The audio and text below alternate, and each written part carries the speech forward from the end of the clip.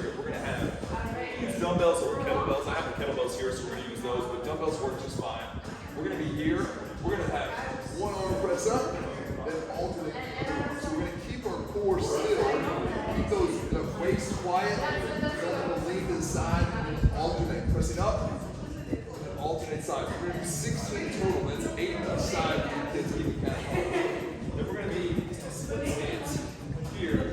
Kettlebells may need to change. Okay, we do want to use kettlebells in this one. So we're going to start out in front. We're going to row, place. Row, replace. Row, replace. We're going to do 6 to 8 reps. We'll switch and repeat. Row, replace. Row, replace. We got our weight balance front to back. Okay, we may have a little bit more weight in the toes here, reaching out. We'll do 6 to 8 each side. Then you will get a heavy kettlebell. Okay, so the heaviest kettlebell that you can hold, bilateral stance, you can hold it into your chest. You can squeeze and try to pull it into your body, so right into your belly, the bottom of your ribs, bottom of your sternum. Pull it right there. Squeeze, squeeze, squeeze. Keep your butt low. Don't be here. Keep that butt low, load those hips. We're going to hold that for 20 seconds. Okay. Rest for about 2.5 minutes. We'll go through again. Alternate 16 total. We'll have the rows and a split stance, 6 to 8 each side, followed by bilateral stance, feet next to each other, squat there, keep the butt low, and hold. Pull it into you. Don't just hold it up against you. Pull it in you as hard as you can. We'll hold that for 15 to 20 seconds. We'll complete for our next circuit. We're going to have a 3-way kettlebell hinge. So we're going to have our kickstand like we normally do, but this time the foot is going to be, our work leg is going to be a little bit behind the kickstand leg at first. So I'm going to be here, and I'm really working that back leg at this point. So I'm going to do 6 to 8 here, where I've got that kickstand leg a little bit halfway in front. Then I'm going to do 6 to 8 here in the more traditional place that we've done before. Again, keeping that shin still, weight centered over the midfoot of the working leg, 6 to 8 there. Then I'm going to kick this foot way out, and I'm going to get 6 to 8 reps here. So I'm just moving that kickstand around, getting 3 different angles of that hamstring. Here I'm getting a longer hamstring, here I'm getting kind of the meat right in the middle, and here I'm getting a little bit more on that inside. Okay? So we'll do 6 to 8, then you'll obviously need to switch over. And again, 6 to 8 reps with our feet. Here with the kickstand. More traditional spot here with the kickstand. And then we'll deal with the kickstand way out here, trying to get that big range of motion. Okay?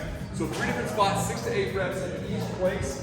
Then we're going to take our stick, We're going to reach overhead. We're going to be in a split stance position, either toes tucked, or you can have toes flat, either way. We're going to get a little bit of tension. Notice how the stick is over my head. It's not front, it's not way behind, it's over top. I'm going to push in on this rep and a big range of motion. Squeezing those shoulder blades together. I'm trying to get that back knee all the way down to the ground.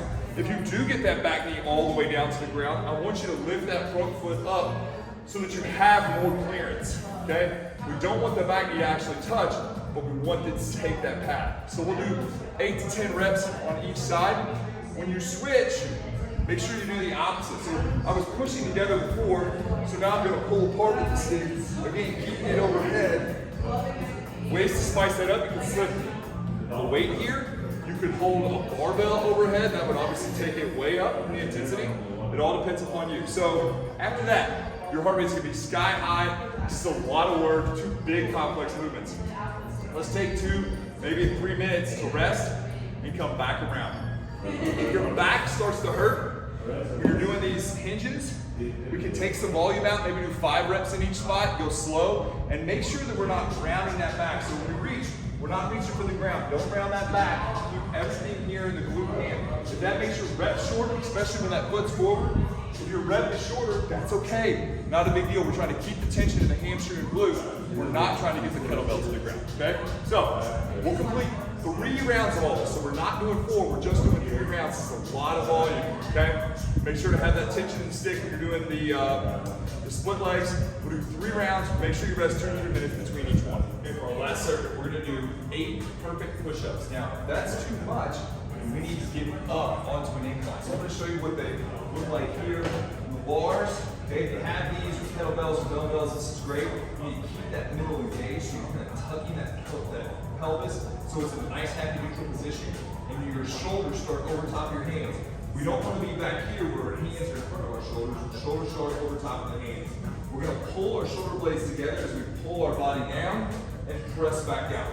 Control, 3, 2, 1, press back out. If that's too much, we can get up onto a bench. You can get up to boxes that are higher than this. You can put a barbell up, that's fine, whatever it takes, but you need to keep that core engaged. You need those shoulder blades to come together and then press out, okay? It's all about those shoulder blades moving around that rib cage while we keep that middle still. We don't want to see that middle side here like that. It's not doing us any good, okay? Incline our shoulders to a point. It's going to make our back hurt, okay? Then, so elevate yourself as much as you need to. Then we're going to be on our chin-ups. So I've got a bench here. I'm going to use this bench to get myself up and over the top. So we're using our legs to help us get up. And then we're going to control our descent down between 3 and 5 seconds. We're going to try to get 6 or 8. So we're going to use our legs up. 5, 4, 3, 2, 1. All the way down. Reset. We're going to go back up. Up. 5, 4, 3, 2, 1. All the way back down. So we're going to do 5 to 6 of those. I don't know if I mentioned it, we're doing 8 of the push-ups. Then we're going to get a band. We're going to be up against the wall here. Our feet are going to be out in front of us. You're going to get moderate tension on that band. So it doesn't need to be out here. Just a nice moderate amount of tension. We're going to come up, touch, back down. Come up overhead, touch, back down. I never lose tension with the band. I never arch my back.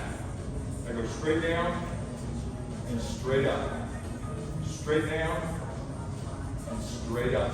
Nice smooth movement. Make sure to keep that pelvis again in a neutral spot. Don't arch your back like that. You definitely don't want your pelvis moving as we're doing that movement. So 12 to 15 here.